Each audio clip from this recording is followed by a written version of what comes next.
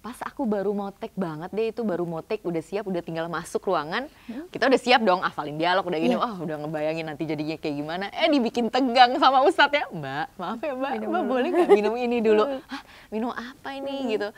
Saya lagi baru berdoa, Tuhan berikanlah saya pekerjaan film yang mendekatkan saya kepada Engkau. Oh, oke. Terus abis itu nggak tahu kenapa, itu doa dijabah dalam 10 menit.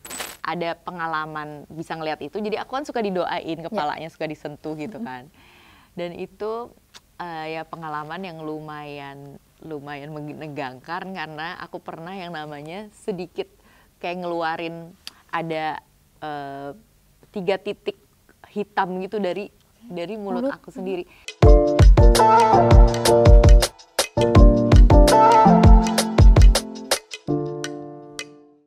Hai Sobat Grit, kembali lagi di program Selebritis Punya Cerita bersama aku Dian. Dan hari ini aku sudah kedatangan Mbak Acha Septriasa. Halo Dian. Halo Mbak Acha, apa kabar? Baik, Sobat Grit, apa kabar? Baik, semoga selalu baik juga ya. Iya, oke Mbak Acha, gimana nih hari ini kita mau ngobrol-ngobrol, ngulik-ngulik. Mau kan ya ditanya-tanya ya? Boleh dong. Boleh dong, apapun ya. Termasuk salah satu film barunya Mbak Acha Septriasa ya, yang berjudul Kodrat 2. Benar. Oke, tapi sebelum kita mengulik itu, aku mau tahu nih, Mbak Acha lagi sibuk apa aja sih di bulan Ramadan ini?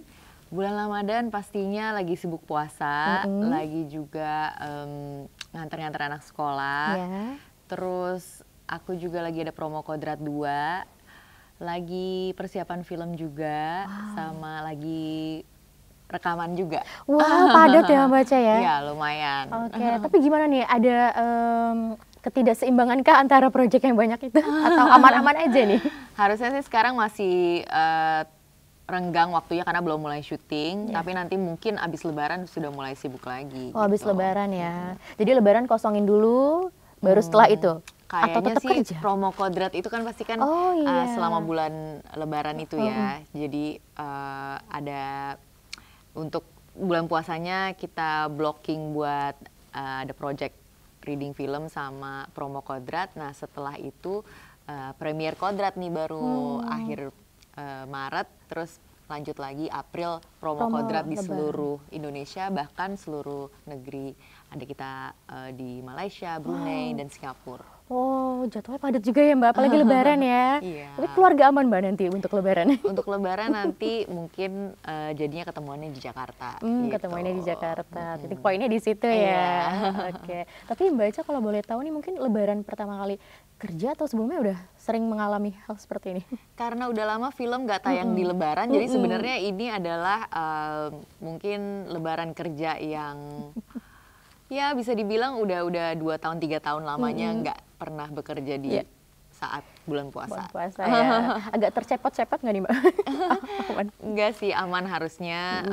Dan juga yang pasti kalau misalnya kita bekerja di bulan puasa mungkin jadinya tidak terasa udah waktu berbuka. Sekalian ngabuburit ya. Oke, nah kita masuk soal tadi film barunya yang akan tayang di bulan Ramadan atau akhir lebaran ya. Iya. Akhir Ramadan atau lebaran. Kodrat 2. Benar. Mbak Acha sendiri berperan sebagai Azizah ya? Iya. Oke, tapi ceritanya tentang apa nih yang kedua ini nih Mbak?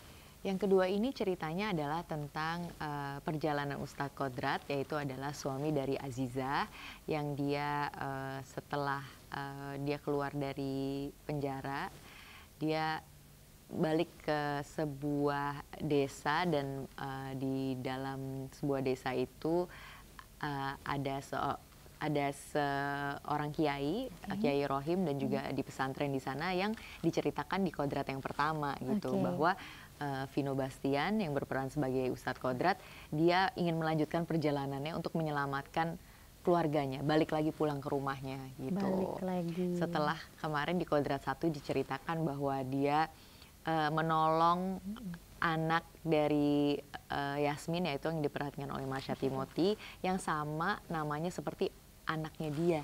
Oh iya. Dan anaknya dia itu kan namanya Alif. Dan flashback dari Kodrat pertama bagaimana dia kehilangan Alif itu diceritakan lengkap secara detail di Kodrat 2 ini. Jadi agak prequel tapi jalan terus. Tapi jalan terus ya, melanjutin ya. Lanjutin. Oke, nah tapi gimana nih proses akhirnya Mbak Acha bisa terlibat dalam film Kodrat 2 ini? Prosesnya sebenarnya singkat padat banget sih ya. Jadi waktu itu mereka mungkin udah mengadakan reading dari bulan Februari karena saya baru dihubunginnya itu sebenarnya akhir Maret gitu. Jadi mereka udah reading kira-kira sebulan dan peran Aziza ini belum terisi.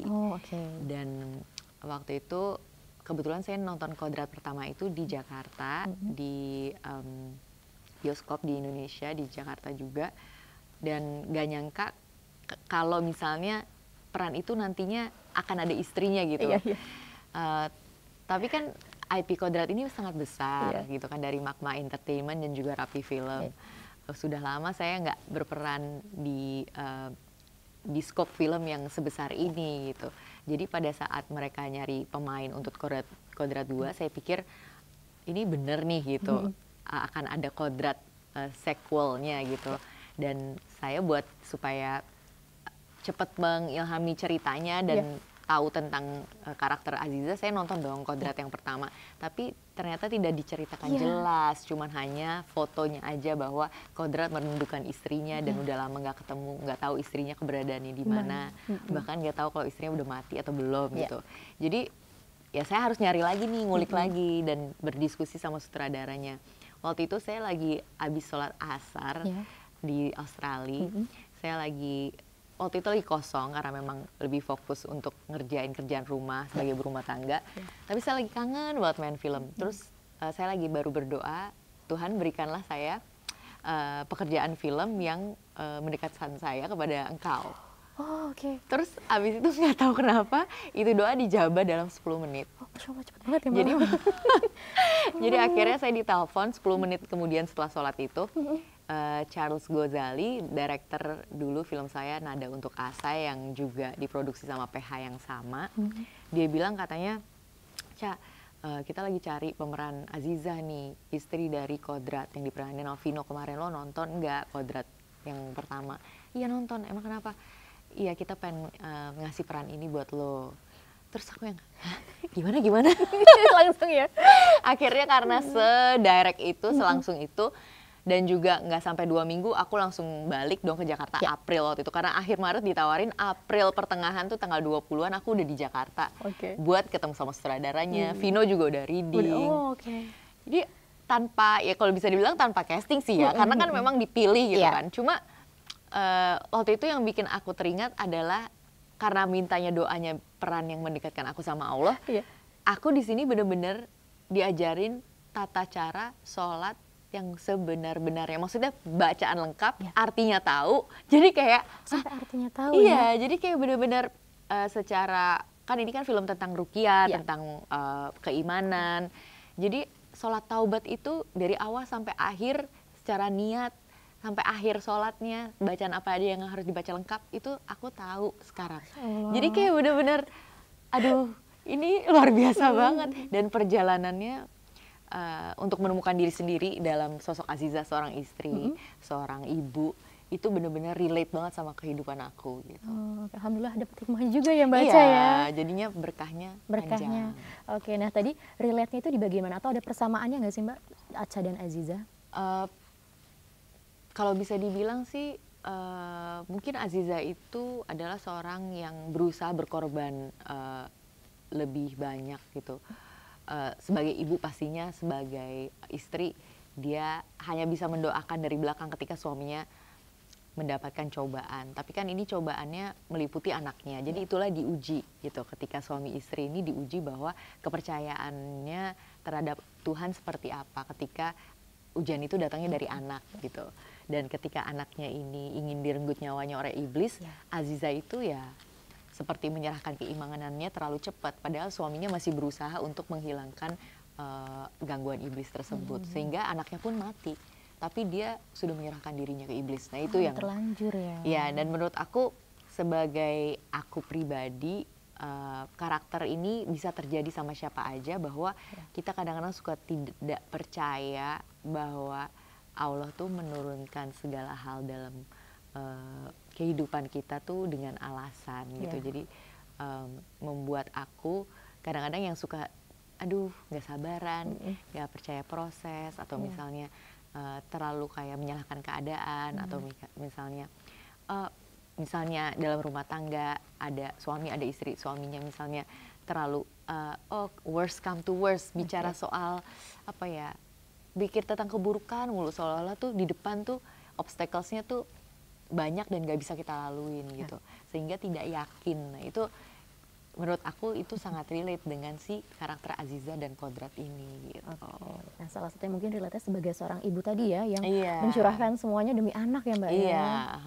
Nah tapi ini kan tentang tadi Ustadz Kodrat yang meruqyah gitu ya. Kalau dari Mbak Aca sendiri nih, aku kepo nih mungkin, ada nggak sih mungkin pengalaman saudara, teman, atau mungkin Mbak Aca sendiri pernah mencoba atau mau untuk diruqyah? Kalau aku sih dulu memang sempat ada punya pengalaman, aku bisa melihat banyak hal gitu. Jadi kayak kalau misalnya aku di lokasi syuting atau misalnya lagi ada event yang besar, yang kira-kira apa ya, dulu tuh aku pas waktu di Bali aku ingat, itu kali pertamanya aku sadar tahun 2008-2009 aku tuh seperti bisa punya frekuensi yang sama dunia yang lain yang nggak terlihat gitu. Jadi karena udah kayak gitu, akhirnya aku banyak ketemu sama orang-orang yang juga bisa ngelihat gitu, atau misalnya bisa melihat dunia yang beda frekuensinya sama kita. Nggak harus berupa hantu atau apa sih, tapi dunia ini ternyata tuh dimensinya banyak sekali gitu. Jadi sehingga waktu menghilangkan itu, waktu proses untuk menghilangkan itu, aku banyak ketemu sama orang yang juga ibaratnya udah bisa dan sakti lah. Tapi mereka ngelihat aku seolah-olah aku nih harusnya kalau diasah sedikit lagi bisa seperti mereka. Jadi kayak berarti lumayan kuat ya Mbak ya. Jadi aku tuh lumayan sensitif. Dan kalau untuk ruqyah-ruqyah gitu, karena dulu tuh mungkin apa ya, ada pengalaman bisa ngelihat itu, jadi aku kan suka didoain, kepalanya suka disentuh gitu kan.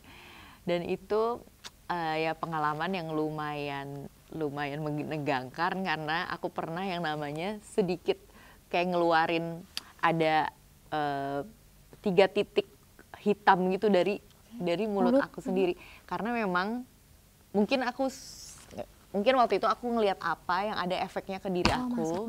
Terus pas aku dikeluarin lewat doa itu, ada 3 titik di tangan aku dan itu kayak titik hitam gitu. Dan aku nggak tahu itu apa, mungkin itu muntahan apa yang aku nggak tahu, tapi aneh sih. Itu mungkin pengalaman yang aku baru ceritain di sini kali. Aku denger aja merinding baca. Tapi apa yang akhirnya membaca memutuskan, oke aku tutup nih? Tahun 2011. Jadi aku mengalami ini tuh dari tahun 2008 sampai 2011. Jadi 3 tahun itu bener-bener aku ya bisa dibilang karena ada banyak hal yang ditunjukkan sama aku, akhirnya lelah sendiri, capek kan. Padahal udah berusaha banget untuk cuek atau misalnya nggak terlalu dihirauin lah gitu, tapi munculnya lewat mimpi. Jadi karena aku menolak, masuklah dalam mimpi, dan di mimpi itu kayak banyak petunjuk-petunjuk. Dan ada waktu itu berdoa sama Allah, tahajud gitu kan nggak putus, dan akhirnya aku umroh tahun 2011 akhir, apa 2012 ya, 2012. Ya di situ aku benar-benar berdoa, tolong jangan tunjukkan hal seperti ini karena aku belum nggak sanggup. Ya udah akhirnya tutup abis itu tahun 2012 setelah abis pulang umroh itu. Terus ya tapi ujung-ujungnya si mimpi-mimpi itu datang lagi. Maksudnya masih ada, dan itu sampai sekarang. Sampai sekarang. Iya. Gitu. Jadi memang aku orangnya agak mistis. Agak misterius. Ternyata ya sahabat, terkuak ya Mbak Aca ya. Seorang yang mistis, enggak ya. Sampai sekarang. Nah tapi ketika syuting Kodrat gimana nih? Ngalamin sesuatu yang aneh nggak Mbak? Iya, jadi waktu itu sebenarnya bukan aneh sih, tapi dilindungin lah gitu. Jadi kayak ada satu ustadz namanya Ustadz Isman, dan itu adalah ustadz yang kurang lebih meng-guide kita selama proses kita syuting film Kodrat ini. Jadi Ustadz Isman itu tiba-tiba pas hari pertama aku syuting, dia bilang, Mbak ini kan lokasinya adalah mesh pabrik gitu yang sudah lama nggak dipakai. Dan emang sih dari looknya kelihatannya walaupun di set tapi kayaknya agak lama ya bangunannya. Dan waktu itu syuting abis maghrib. Nah kayaknya tuh aku mengundang magnet segala macam makhluk di situ. Jadi akhirnya aku dikasih kayak satu minuman air yang udah didoain. Pas aku baru mau take banget deh, itu baru mau take, udah siap, udah tinggal masuk ruangan, kita udah siap dong, hafalin dialog, udah gini, udah ngebayangin nanti jadinya kayak gimana, dibikin tegang sama ustadznya, Mbak, maaf ya Mbak, Mbak boleh nggak minum ini dulu? Hah, minum apa ini gitu? Ini saya udah doain airnya gitu. Aduh kenapa ya Pak ya gitu. Ya itu dia, karena Mbak ini orangnya sensitif sekali, jadi Mbak dari tadi banyak banget yang deketin Mbak. Aduh, apa ini yang deketin saya? Ya udah Mbak minum aja ya gitu katanya. Terus jadi aku, aduh jadi mulai lagi nih gitu kan. Aku minum, tapi aku nggak minum full. Karena aku ngerasa, aduh, aku nggak mau suges gitu lah ya. Maksudnya ya udah diminum aja, tapi maksudnya aku tetap berserah sama Allah aja lah. Dan akhirnya minum seperempat aja. Tapi abis itu botolnya aku balikin ke asisten aku masuk ruangan, aku baca-baca. Dan walaupun dengan ketegangan tapi akhirnya hari itu berjalan dengan baik gitu. Alhamdulillah. Berarti aman ya baca ya? Iya, aman-aman aja alhamdulillah. Tapi ya untungnya jadinya diingetin kan. Karena kan ya balik lagi kita nggak tahu apa yang terjadi gitu kalau misalnya kita nggak hati-hati, apalagi tempat baru dan lain sebagainya. Walaupun ini film horor tapi aku nggak mau vibe-nya tuh bikinnya cerita horor, enggak sih ya. Bukan itu maksudnya, ini tuh lagi cerita tentang pengalaman bagaimana kita menanggulangi perasaan kita ketika kita lagi diingatkan sama Tuhan gitu, berupa hal-hal yang bisa terjadi di sekeliling kita gitu. Jadi salah satu tips juga buat Sobat GERD ya, Mbak Eca untuk waspada dan menyadari, dan dimanapun kita harus baca-baca gitu. Dan yang pasti percaya sama Allah ya. Iya benar. Percaya itu. Oke Mbak Eca, tapi ada nggak sih scene yang paling berkesan atau sulit nih dari film Kodrat 2 ini menurut Mbak Eca? Yang paling sulit mungkin yang ada di trailer itu kali ya. Jadi ada di sebuah pabrik, terus dengan pemain yang 150 orang, ada kesurupan massal itu, dan disitulah kayak secara range adegannya tuh sangat banyak, lebar, kameranya juga banyak, jadi kita run through adegannya tuh panjang dan penuh dengan action, penuh dengan lari-larian, adegan fisik. Menurut aku itu salah satu yang lumayan menyita waktu dan panjang, dan karena kesurupannya diulang-ulang agak melelahkan ya gitu. Tapi gimana Mbak, aman semuanya ya actionnya tadi, terus acting kesurupannya? Aman semuanya, aman. Cuma memang acting kesurupan itu yang mengalami kejadian di lokasi adalah beberapa ekstras yang kita juga waktu itu lagi break padahal, tapi ekstrasnya tetap seperti kesurupan. Terus kita pikir sedang latihan, tapi ternyata mereka lagi kesurupan. Jadi waktu itu padahal lagi siang-siang gitu. Jadinya ada beberapa kru yang bilang, wow ini latihannya kuat banget ya mereka. Ternyata maaf ya, ternyata lagi mengalami kesurupan beneran. Jadi waktu itu langsung dikerahkan tim yang dari untuk menyelamatkan mereka gitu, untuk dari ustadz dan lain-lain. Tak mengenal waktu juga ya Mbak Cia, siang-siang. Iya, siang-siang loh. Siang-siang ya. Tapi aman semuanya itu ya Mbak ya, selain itu aman. ya. Aman, oke. Nah, kan setelah ngelihat teasernya nih Mbak, film Kodrat yang kedua mengangkat tema emosional yang kuat. Nah, menurut Mbak Cia sendiri nih, paling penting apa sih yang mau disampaikan ke penonton tentang film Kodrat ini? Yang mau disampaikan pastinya adalah bagaimana kita sebagai umat manusia akan selalu diganggu sama hal-hal yang menaklukkan iman kita gitu. Seperti dari depan, dari belakang, dari samping, dari atas, itu kayak apalagi lagi bulan puasa gini ya. Ya walaupun katanya sih memang harusnya makhluk halus atau jin atau setan itu dibelenggu ya. Masih ada aja gitu kayak namanya hawa nafsu atau kita bertarung sama diri kita sendiri. Jadi sebenarnya puncak proses keimanan yang sebenar-benarnya itu adalah ketika ya kita benar-benar berpasrah dan berserah diri kepada Allah, menyerahkan diri bagaimana masa depan kita, bagaimana masa lalu kita ikhlas menerima apapun yang terjadi, terus juga bahwa apa kemelekatan diri kita tuh harus kita relakan ketika itu diambil balik sama Tuhan. Bener. Jadi ya menurut aku itu sih yang bisa diambil dari kodrat. Kadar keimanan yang semakin hamba itu mau dibawa ke tempat keimanan yang lebih tinggi lagi, naik kelas lagi, itu ujiannya semakin berat dan itu dialami oleh Ustadz Kodrat gitu. Oke, nah itu naik tingkat katanya ya Mbak ya, naik tingkat ya. Tapi itu salah satu jadi pesan karakter juga nggak sebagai Azizah yang diperankan Mbak Acha? Kalau Azizah ini pesan karakternya harusnya sih nanti nonton sendiri ya, karena sebenarnya ya kalau menurut aku dia adalah tombak di film ini di mana orang-orang akan menyadari bahwa gila ya, gadis atau perempuan yang sebiasa-biasa ini, maksudnya dia nggak punya keahlian kayak suaminya, tapi karena ketidakpastian yang dia jalani dengan penuh ketabahan untuk menanti suaminya pulang, itu benar-benar bikin dia jadi orang yang luar biasa. Gitu. Oke, jadi pesan karakternya ya Mbak Acha ya. Oke, nah mungkin terakhir nih Mbak Acha, ada yang mau disampaikan lagi nggak ke Sobat Grit? Apapun itu nanti untuk penonton yang akan menonton, apa yang dipersiapkan atau apa sih yang bisa diambil? Mungkin tadi udah dijelasin sedikit sama Mbak Acha. Yang bisa diambil sih dari film Kodrat ini, ya sebenarnya kamu bisa terhibur juga sih dengan menonton Kodrat ini karena kan memang ini adalah film action, action dengan genre horor. Dan Ustadz Kodrat ini adalah seorang ustadz yang sebenarnya label ustadz itu tidak dilabelin sama dia sendiri, tapi sama orang-orang yang terselamatkan dari ruqyahnya gitu. Jadi benar-benar ini adalah film drama action dan juga horor yang menantang banget, yang kalau ditonton tuh bisa buat semua orang, keluarga, karena sangat entertaining di satu sisi, sangat menakutkan, tapi juga diiringi dengan ayat-ayat suci Al-Quran yang membuat kita tuh lebih mendekatkan diri sama Tuhan gitu.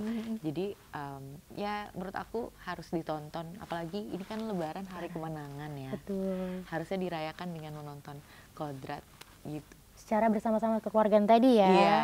Oke. Nah, tapi kalau misalkan film horor, jujur aku takut malah ketika ada ayat-ayat suci itu, Mbak. Iya, relate. Iya, relate dan semakin merinding rasanya kayak ini kita baca setiap hari gitu. Iya, benar. Makin menusuk gitu ya. Tapi harusnya sih kalau misalnya nonton Kodrat 2 ini itu bikin kalian jadi nggak takut beribadah karena ternyata semakin kita nggak takut, wah semakin iblis-iblis itu pada kabur gitu. Sebuah info juga Sobat Grit ya. Jadi bikin kita bukannya takut beribadah tapi semangat beribadah. Semakin semangat dan biar yang mengganggu itu hempas ya. Iya gitu. Terima kasih sekali Mbak Acha udah mau ngobrol bareng Grit ID, udah dikulik-kulik semuanya. Sukses buat film Kodratnya. Sama-sama. Berarti Sobat Grit bisa ditonton mulai kapan nih Kodrat 2 di bioskop? Kodrat 2 akan tayang dari seluruh Indonesia di bioskop mulai Lebaran. Jadi mungkin kalau Lebarannya tanggal 29 Maret atau tanggal 28 Maret, Kodrat sudah ada di Malam Takbiran kamu. Wah, Malam Takbiran bisa ya. Sebelum Malam Takbiran nonton dulu atau enggak hari pertama, hari kedua Lebarannya ya. Iya, 29 atau 30 berarti ya harusnya. Jangan lupa Sobat Grit tonton nanti di Lebaran Kodrat 2 ya. Kalau gitu aku Dian pamit dan Mbak Acha Septriasa juga pamit. Terima kasih Mbak Acha dan terima kasih Grit. Sampai ketemu. Terima kasih sudah menonton video ini. Jangan lupa subscribe dan aktifkan lonceng notifikasi supaya kamu nggak ketinggalan video terbaru dari Grit.